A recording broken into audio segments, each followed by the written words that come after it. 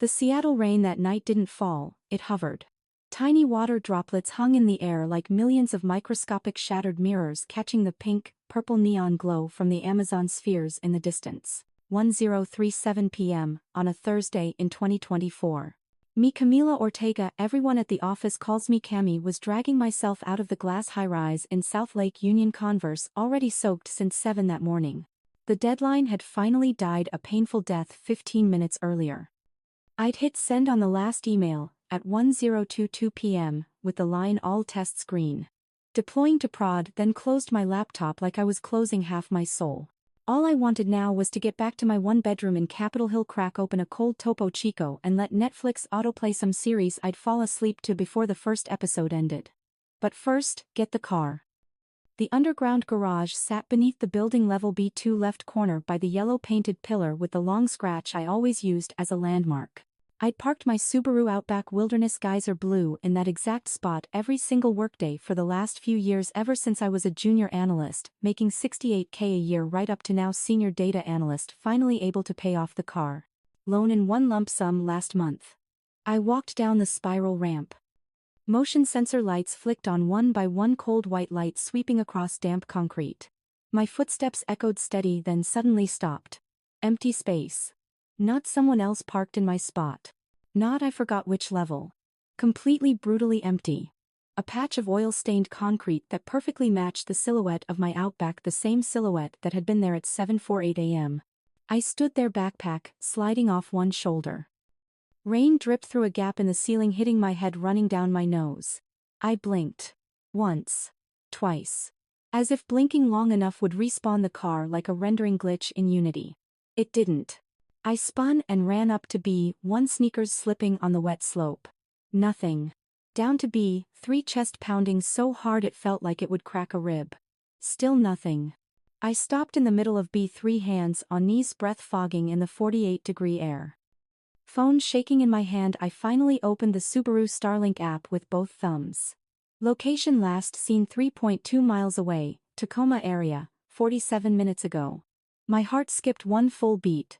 Only 3 people on earth had my spare key: me, the Subaru dealer in Bellevue, and my mother, because I'd once stupidly thought just in case. I hit call. 1 ring. 2. Mom picked up, sleepy but still sweet like melted sugar. Kami, why so late, Mija? I tried to keep my voice from breaking. Mom. Where's my car? Short silence. Then the soft laugh I'd heard my whole life right before, something I wouldn't like. Oh honey. We let Sofia borrow it. Her Civic died again, remember, this time, it's the whole transmission, thousands to fix.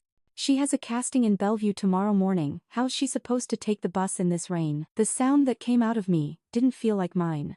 Say that again. Baby, it's only temporary. Sofia will bring it back this weekend.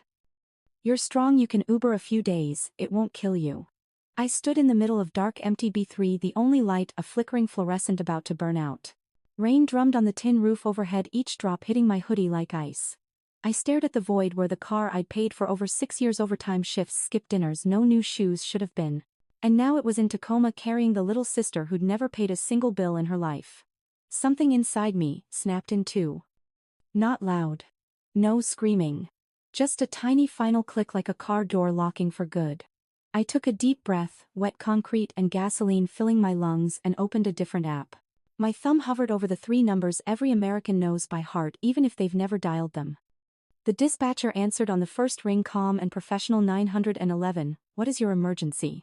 I looked at the empty space one last time, rain drumming like a slow funeral march to the end of a play I'd been acting in far too long. My car was stolen, I said, voice so steady it scared me.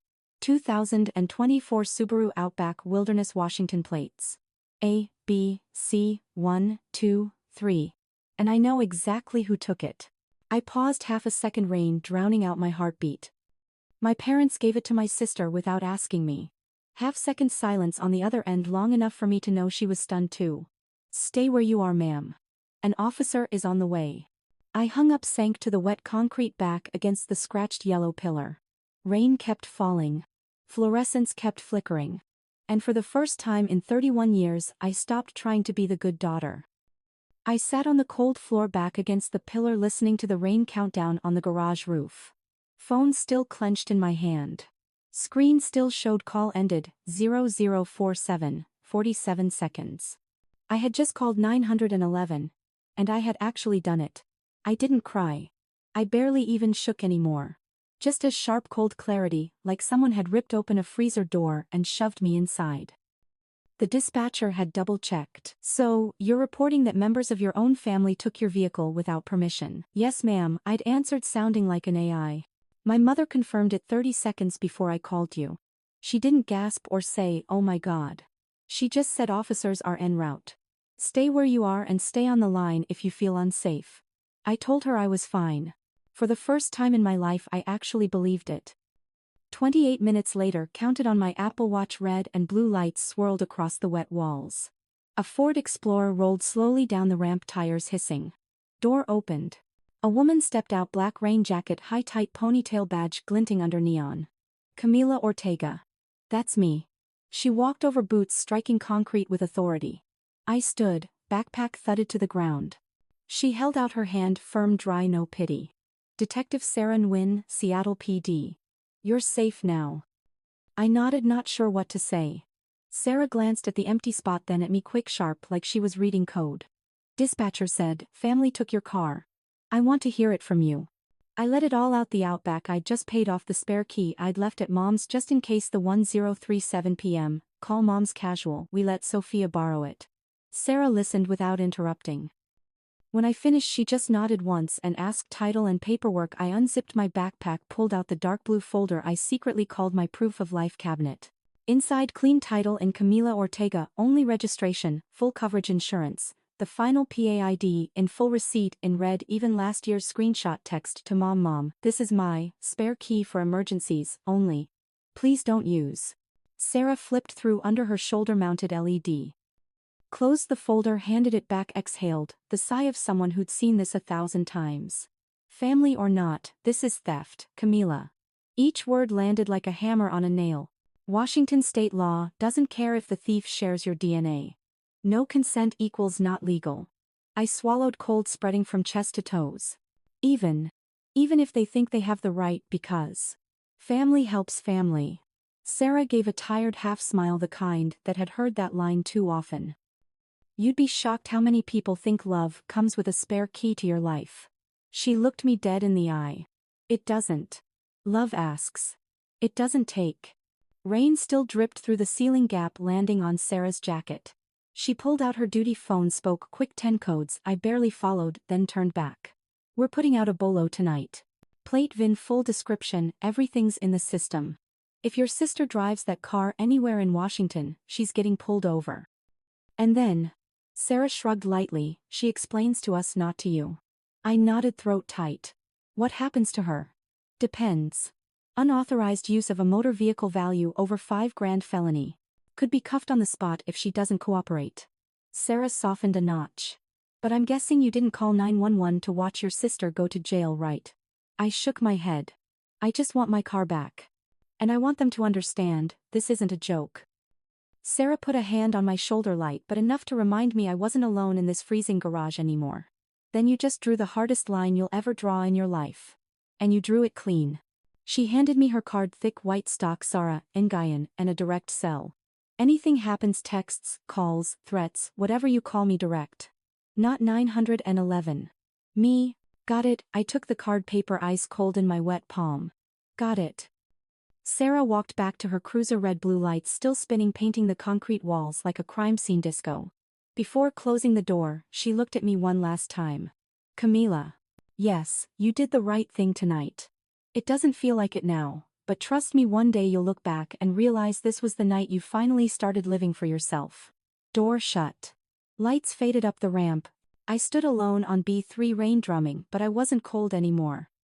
I looked at the empty space that had swallowed my car, swallowed 31 years of being the good daughter, the sacrificing big sister, the strong one who can handle it. And I smiled. For the first time in my life, that smile wasn't for anybody else. It was only for me. I got back to my Capitol Hill apartment just before 1 a.m. The key made its dry click in the lock, like even the door knew everything had changed.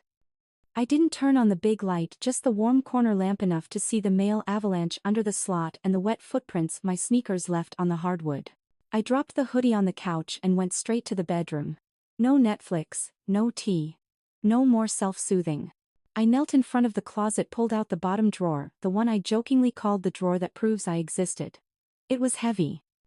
13 years of receipts, contracts, pay stubs, awards, paid-off debt letters, all in clear plastic sleeves, chronological order. No one had ever seen it. Even Jade, my ride or die, only knew it existed from my dark jokes about hoarding receipts like gold bars. I pulled out the first folder. 2011. 18 years old, fresh out of Renton High with a 4. Inside, University of Washington full ride letter to the Foster School and Mom's handwritten post-it, good, now you don't cost us anything. That was it. No party. No hug. That night, we ate tacos, while Greg asked Sofia if she was passing her classes. I kept flipping. Target pay stubs 3 a.m. to 10 a.m. Sundays $9.25 divided by HR before tax. Next to it, receipt for Sofia's 13-inch MacBook Pro, $199 signed by Mom. Sofia needs it for graphic design class. I was still rocking a 2009 Dell with a jet engine fan. Microsoft internship offer letter, first $28 divided by HR paycheck. I'd printed it ready to show Mom. Same week, Sofia totaled her first Civic while live streaming. 3 days later, they brought home a brand new white Jeep Wrangler for her. I quietly filed the paycheck away. UW diploma cum laude. Graduation photo, just me and Jade. Parents didn't come because Sofia was having another mental health crisis. Back of the photo, my handwriting, the 17th of June 2017, no family in photo. Final email confirmation, $11 400 student living loan paid. Same week, Sofia got her Belltown 1-bedroom rent paid because she needs creative space. I was still in the cheapest dorm senior year. Final Subaru payment, $41 236.78. The red paid in full made me cry alone in the office bathroom. I never told anyone. Because I knew the only response would be, wow, so strong. I sat on the floor surrounded by open folders, receipts stretching across the rug like a paper river straight into my childhood. Every slip told the same story. I worked late, I skipped meals, I stayed quiet, I was proud alone, I healed alone. I was the reliable one. In our family, that was a curse. Reliable meant you showed up when others needed you. Reliable meant you weren't allowed to be weak. Reliable meant when you accomplished something people nodded once and asked how's Sofia. Reliable meant you were invisible until someone needed something from you. I picked up one more receipt, age 16, first place statewide coding competition, $5,000 cash prize. I'd handed the check to Mom because I was still a kid. The money became Sofia's spring break trip to Cabo. I laughed at dry broken glass sound in the silent apartment. Turns out I wasn't the good daughter. I was just the living, breathing, no interest, never withdrawable family ATM. I gathered every folder, lined them up perfectly, slid the drawer shut. Wood scraped wood like a coffin lid. But this time I didn't cry. I stood, opened my laptop, created a new Google Drive folder, evidence, do not delete. I photographed every important receipt, uploaded, backed up to an external drive. Then I opened messages with Jade and typed one line, my little sister just took my car. I just called 911. Don't ask, just come tomorrow. Typing bubbles. Jade, what the fuck? Putting on my jacket now, 15 minutes with vodka and voodoo donuts. You are not alone. I looked at the glowing screen in the dark room, chest, loosening for the first time tonight. I wasn't the 18-year-old holding a scholarship letter for approval anymore. I was Camila Ortega, 31, debt-free, no longer dependent, and I had just learned the lesson no university teaches. Sometimes the only way people finally see you is when you stop being someone they can keep ignoring. 7:14 a.m. Friday, my eyes snapped open to phone notifications going off like a seizure. Screen lit up, the dark, 47 missed calls, 112 new texts, 9 voicemails. Before I could sit up, another iMessage slid in. Uncle Cheese, San Diego. Camila Ortega, you're shaming the whole family, call me now. I scrolled. They came from everywhere, like the flying monkeys from The Wizard of Oz. Mom used to read me. Aunt Marisol, Guadalajara. Family is everything, Mija. Don't let outsiders into our business. Great-grandma, Rosa, 89, still typing Facebook Messenger with one finger. Mi niña, I don't understand much, but your mom is crying. Fix this, please. Cousin Lupita lives 30 minutes away in Kent. Familia Camila. Don't air our dirty laundry for the gringos. Shame on you. I threw the phone on the bed, heart sprinting. 10 minutes later, it buzzed again. The family Zalo group I'd muted since 2019 just got unmuted by mom. 300 plus new messages overnight. Screenshots of the police report circulating with Spanish captions. Miren lo que hizo la hija mayor. I sat up, head spinning. They weren't asking if I was okay. They weren't asking why I had to call 911. Just one message on repeat like a prayer: don't make us look bad. Then the doorbell. I thought cops. Mom apocalypse.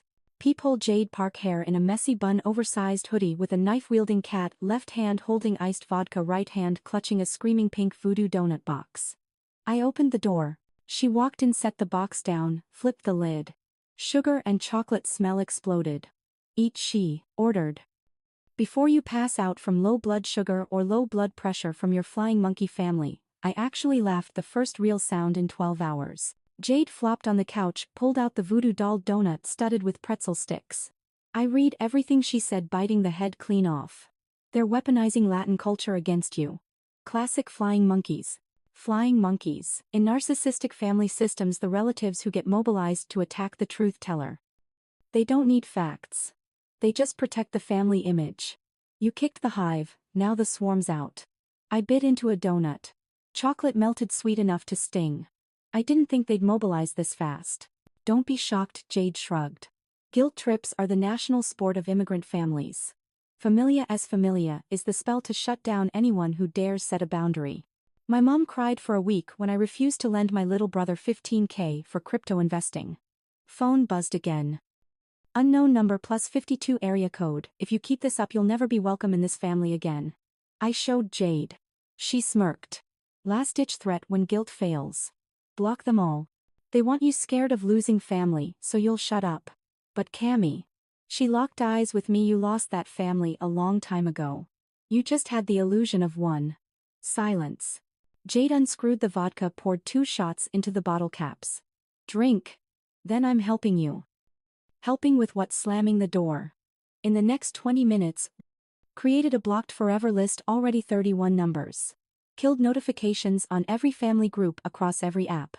Set Instagram to private, comments off, tags off. Made a burner account for friends and work only. When we finished, it was 9:02 a.m. 1 donut left. Jade slid the box to me. Last one's yours. I gotta go to work. But remember, today is day 1 of never having to listen to flying monkeys again. I stared at the decapitated voodoo doll donut pretzels like pins. I picked it up, stabbed one more pretzel right through its chest. For the monkeys, I said. Jade whooped, hugged me hard, left. Doors shut. Apartment finally quiet. No more buzz. Just donut smell and a pink box. I sat on the couch, watched the soft Seattle rain, and for the first time felt relief at being disowned by my entire bloodline. Turns out getting cut off can taste sweet too. 10:47 a.m. The following Monday, I stood outside Seattle PD's West Precinct on Virginia Street, drizzle still falling like the city forgot how to stop. Trench coat, camel, low, ponytail, clutching a black leather briefcase with every document I'd prepped yesterday. Original title, registration, purchase contract. Paid in full, receipt, insurance history, screenshots, even the mailed, spare key. Receipt with emergency only in bold. I wasn't shaking anymore. Just cold awake, ready. Sarah had texted at 6 a.m, morning Camila. Come in any time before noon. Bring everything. Coffee's on me. Inside smelled like burnt coffee and cheap floor cleaner. I checked in at the desk. Before I could sit, Sarah appeared, navy blouse, badge straight, 2 paper cups in hand. Follow me. White hallway, keyboards clacking, radios crackling. She led me to a small windowless room, table, 4 chairs, whiteboard with ghost marker stains. She slid a coffee across. Phil's mocha to Sora, 2 sugars, extra shot. Jade texted me your emergency order. I almost laughed. Jade really does know everything. Sarah sat, opened her laptop, spun it toward me. Case number 2024-378291. Status active, felony investigation. Before we dive, she said, calm but firm, you need to know exactly where you stand under Washington law. She slid a printed sheet, read underlines. RCW 9 amperes. 56.075, unauthorized use of a motor vehicle. Under $5,000 equals gross misdemeanor. Over $5,000 equals Class C felony, max 5 years prison and divided by or $10K fine. She tapped the purchase price line $48,991 before tax. Your brand new Outback Wilderness is almost 50 grand. This is felony, Camila. No negotiation. I nodded, throat dry even after coffee. Your sister Sofia Ortega is primary suspect. Bolo is statewide. If she gets pulled over for anything, burned out taillight, speeding, or just an Alper hit, she's going in cuffs on the spot. Sarah watched my face. I stayed still. Most people in your chair panic at the word felony and cuffs, she continued. They call back, never mind, officer. You didn't. I met her eyes. I'm tired of being the one who always lets it go. Sarah nodded like she'd been waiting for that sentence forever. Last week I had a mom who took her son's car so her boyfriend could sell drugs. Son sat right there sobbing. But that's my mom. I asked him one question. You want her to learn boundaries from you or from prison? He dropped the case next day. She closed the laptop, leaned forward. Camila, listen close, you're not destroying your family. You're the only one stopping them from destroying you. She slid another form, victim impact statement. Not required today. But if this goes to trial, your words will carry more weight than any tears from your mother. What do you want to tell the judge when the time comes? I took the pen, wrote without hesitation. I don't want my sister in prison. I just want her to understand my property isn't the family emergency fund. And for the first time in my life, I want to be treated like a human being, not a walking ATM. I slid it back. Sarah read, nodded once, filed it. Done. I'll add it to the case. Now, go home, lock the door, keep living. I'll call the second anything moves. She stood, offered her hand again, harder this time, like allies. One last thing, she said at the door. If your mom, dad, anyone calls, crying, threatening, or even whispers, familia, as familia, save it, send it to me. That's witness tampering. Felony. I smiled, real for the first time in days. Got it, Detective Sarah. Outside the drizzle had stopped. I stood under the awning, breathing coffee and wet air. Phone buzzed. Jade's second donut still alive. I'm starving. Me, alive. And I just officially made this a felony. Jade, string of hearts and fire emojis. I zipped my coat, stepped into the street. Rain had paused, and for once I didn't feel cold. Tuesday, 7:04 p.m. I'd just shoved leftover Thai curry into the fridge when FaceTime exploded like an air raid siren. Mom's smiling Christmas photo from last year filled the screen, the one I'd kept as her contact picture, because it was the rare time she looked happy. Now it made me want to throw up. I accepted. Mom's face, eyes, swollen hair, wild. Sofia crammed beside her shoulders, shaking eyes, glittering with professional tears. Camila. Mom's voice cracked on my name like I died. What are you doing to your family? I said nothing, just stared into the camera. Mom dragged Sofia closer, clutching her like a toddler. Look at your sister, she switched to English-Spanish mix when truly furious. Mira a tu hermanita. She hasn't slept in 3 days. Police can arrest her any second. You really want your little sister in jail over a car? Sofia amped up, the shoulder shakes, but I caught the tiny smirk. She still thought this performance would work. I inhaled, voice ice cold and foreign even to me. Yes, Mom. I'm willing to let her face consequences for the first time in 26 years. 3 full seconds of dead air. Mom's mouth fell open. Sofia's fake tears vanished. What did you say? Mom whispered. I said what I said. Slow, deliberate. Sofia is 26. She's totaled 3 cars, dropped out of 2 schools, quit 6 jobs, and every time someone cleaned up her mess. This time, it isn't me. Mom launched into real tears, but I knew these tears, they were rage at losing control. You're evil, Camila. You want the world to see us like this. You want me to die of shame. Greg appeared behind them, hair wild, old Amazon tee. He leaned in, trying the calm, reasonable man voice. Cammy honey, we know you're upset. But you were always the strong one. You can handle a few days without. I cut him off, sharp as glass. Being strong doesn't mean I'm your backup plan, Greg. He froze. Mom gaped. Sofia's eyes went wide. I'd never dropped the dad before. I kept going. Strong isn't the word you use to justify taking my stuff every time Sofia ruins her life. Strong isn't why I'm supposed to stay quiet while you decide something I bled 6 years for is just the family car. I'm strong, yes. But I'm done being your crash pad. Mom screamed in rapid fire, Spanish. Egoísta. Malagradecida. Después de todo lo que hicimos por ti, Laufbeater. Everything you did for me, like what, paying for college, no. Buying me a car at 16, no. Covering rent when I was unemployed 3 months in 2021, no. The only thing you ever gave me was the lesson: if I don't take care of myself, no one will. Sofia finally spoke, voice trembling with venom. You're really gonna let them arrest me, your own sister, over a stupid car? I looked her dead in the eye. That stupid car was the first thing I ever owned that no one could take. Until you did. Without even asking.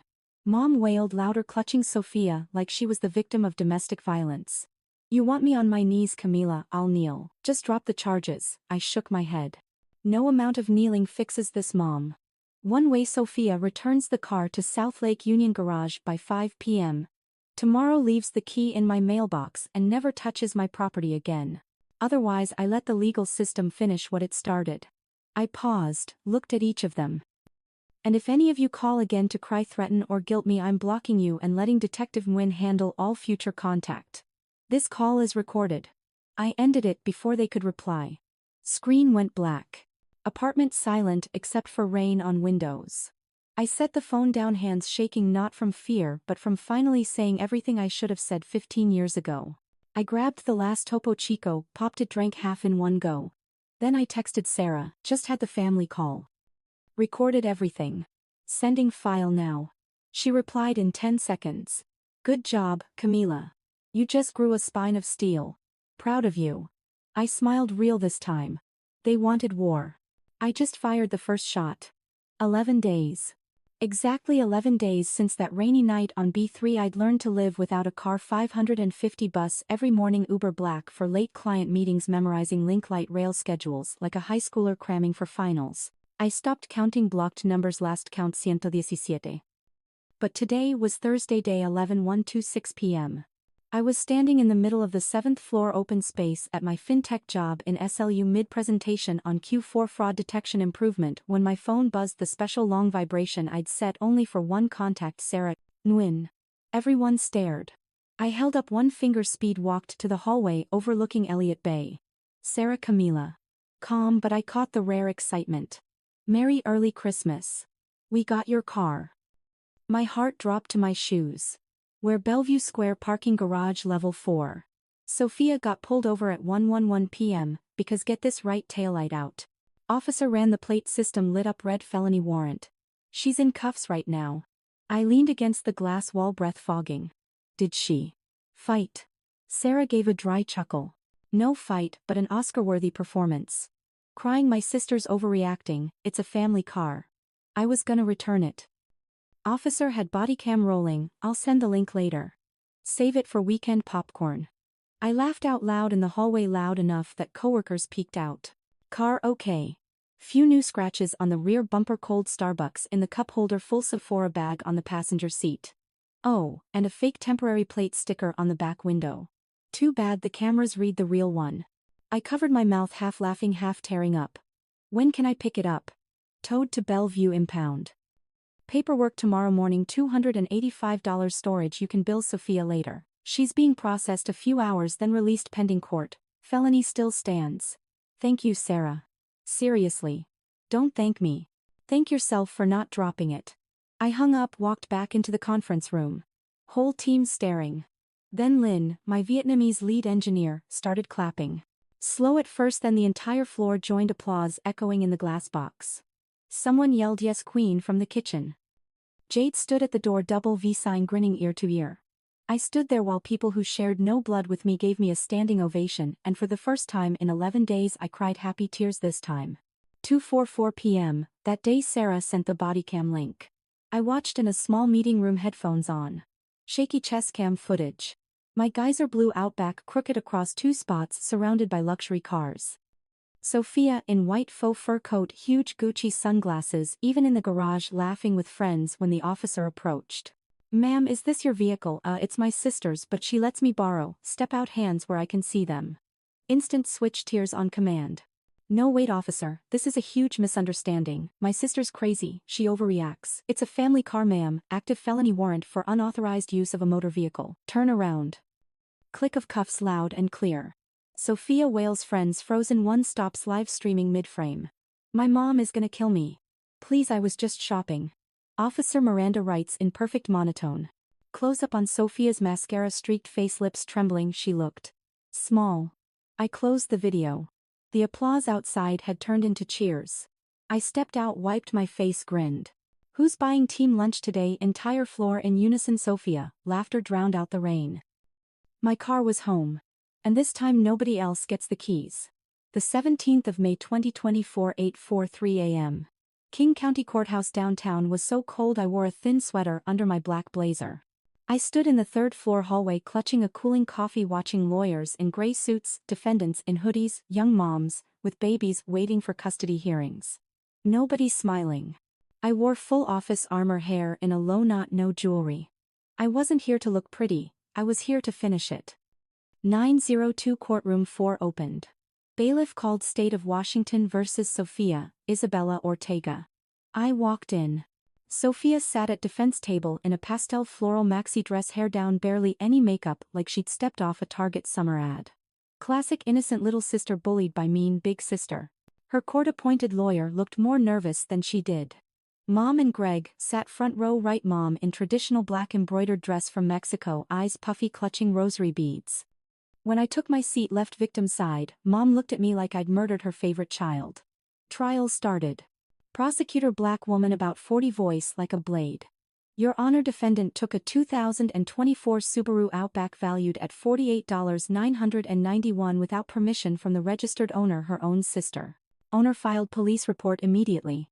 Textbook unauthorized use of a motor vehicle, second-degree Class C felony. Defense tried. Your Honor, this is a family misunderstanding. Judge Patricia Washington, short silver hair, gold-rimmed glasses, cut him off cold.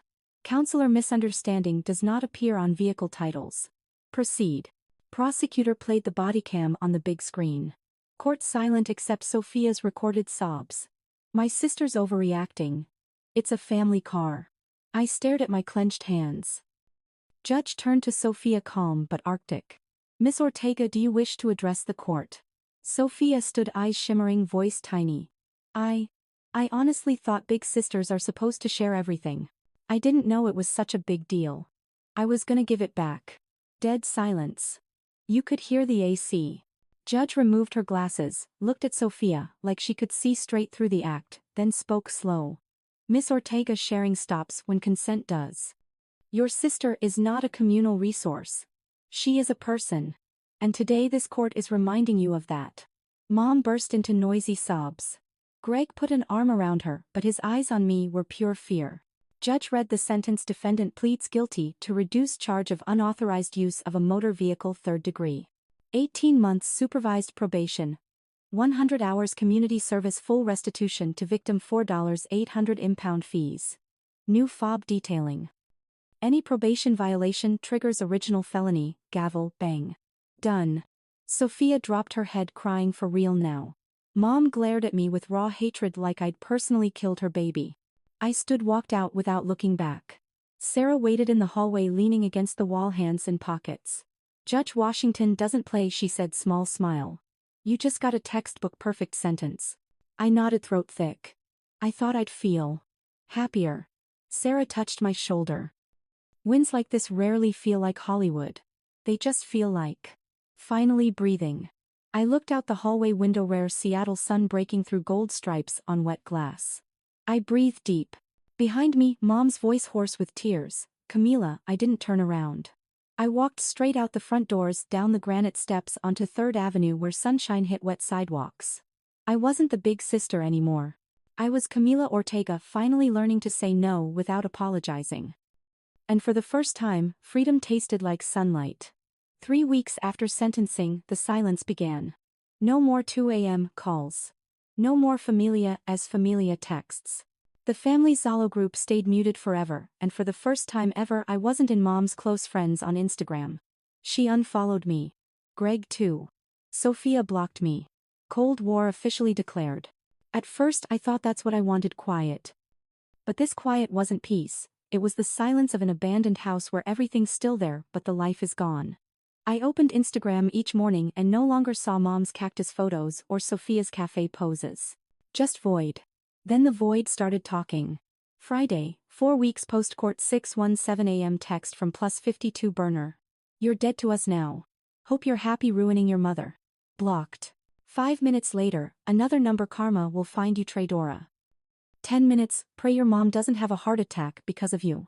I dropped to the kitchen floor shaking so hard I dropped my coffee. Glass shattered like every memory I'd tried to throw away. 8:42 a.m. Jade texted girl open Insta drama page doxed you. I opened. At Teen Drama Latino 52K followers posted a story with the local news article names half blurred but obvious. Spanish caption, when the big sister would rather send the little one to jail than share a car. Who's the toxic one toxic here? Hundreds of comments, La Mayor is pure poison. Poor mom having a daughter like that in my house, this gets fixed. With one good slap. They doxed just enough Camila fintech, Seattle old profile pic, with Space Needle. Someone even tagged my company. I sat frozen, felt naked in the middle of the internet.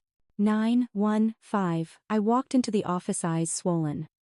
Jade dragged me into a small conference room, slammed the door. Okay, war room activated.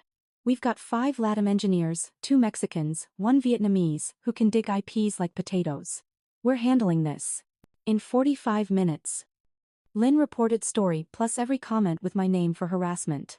Diego traced page owner to a 28-year-old in Tacoma running fake photos for drama cash. Jade filed emergency trust and safety ticket with court docs attached.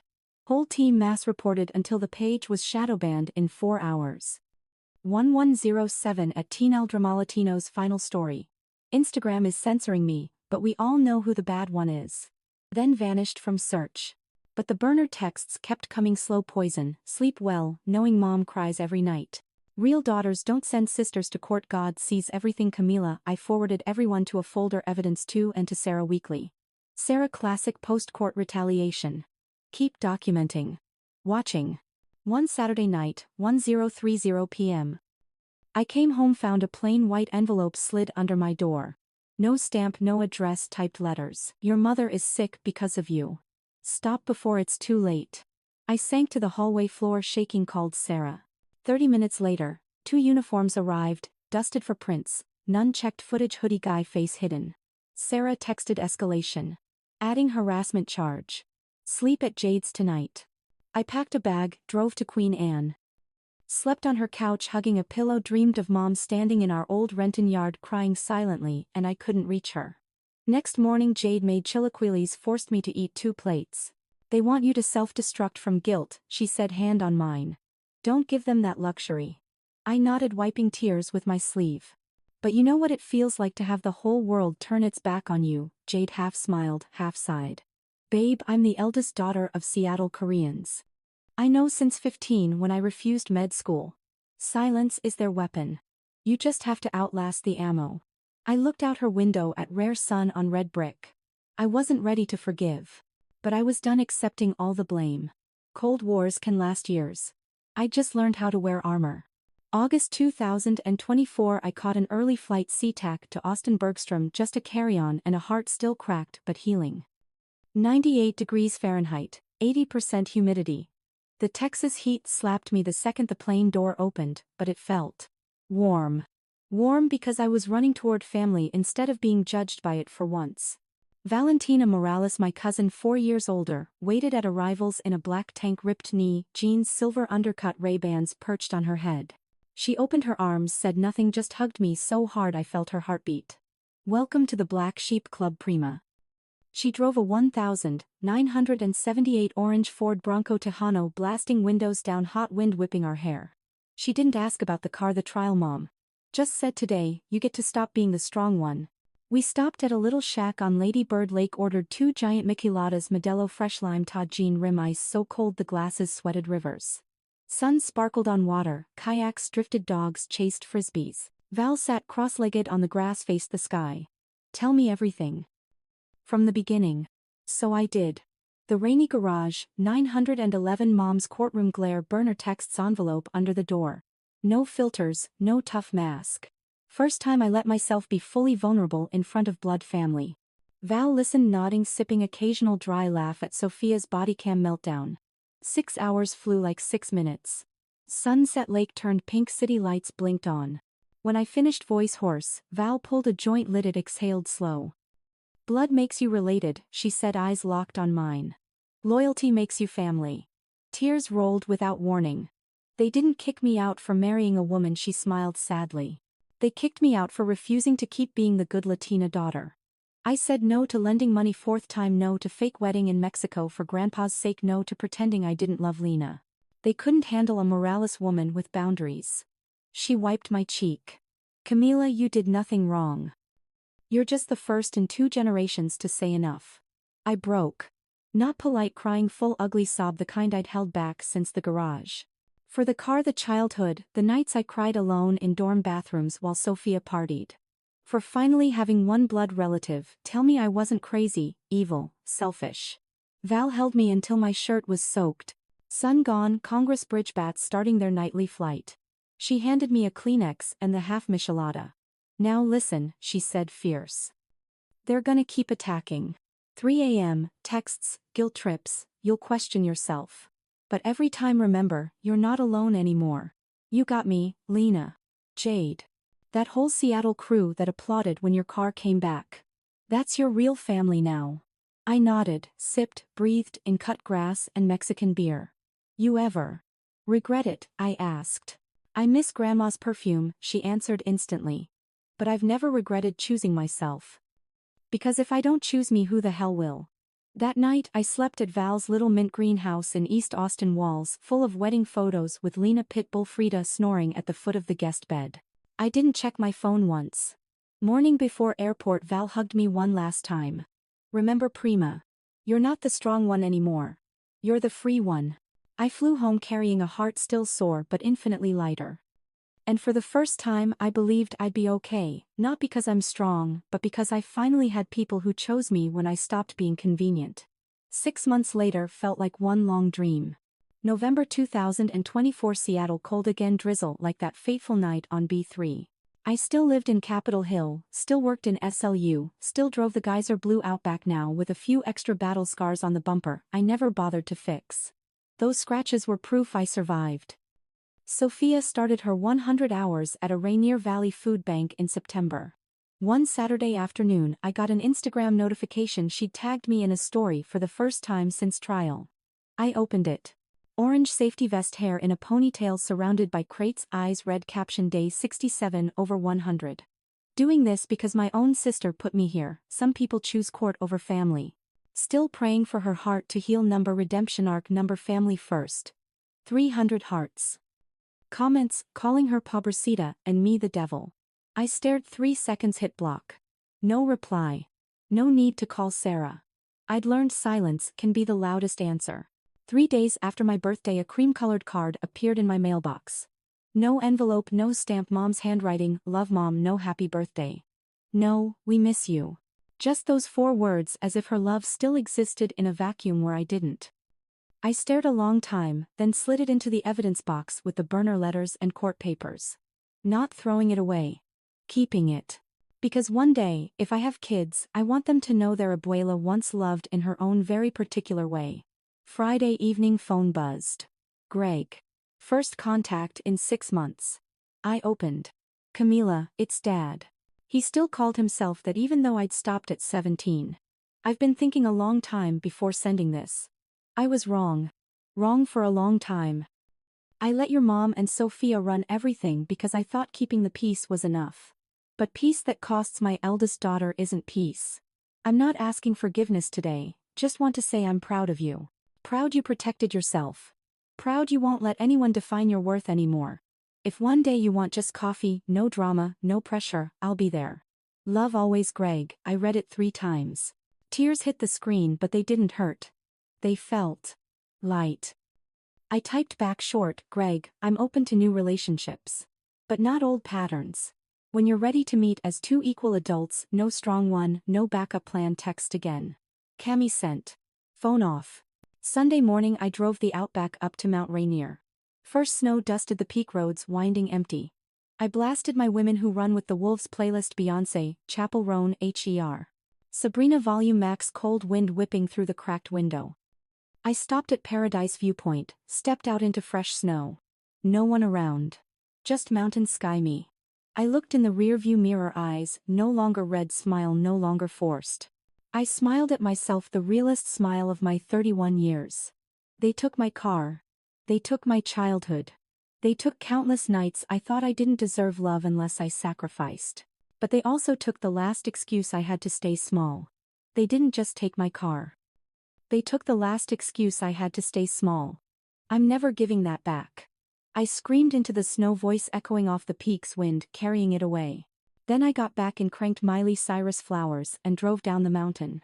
Seattle waited below, rain, city of fresh starts, the city I chose as home not because of blood but because I get to be me here. I no longer had the old family. But I had a new one built on boundaries, respect, and people who stayed when I stopped being useful. And for the first time in my life I knew I didn't just survive. I'm living.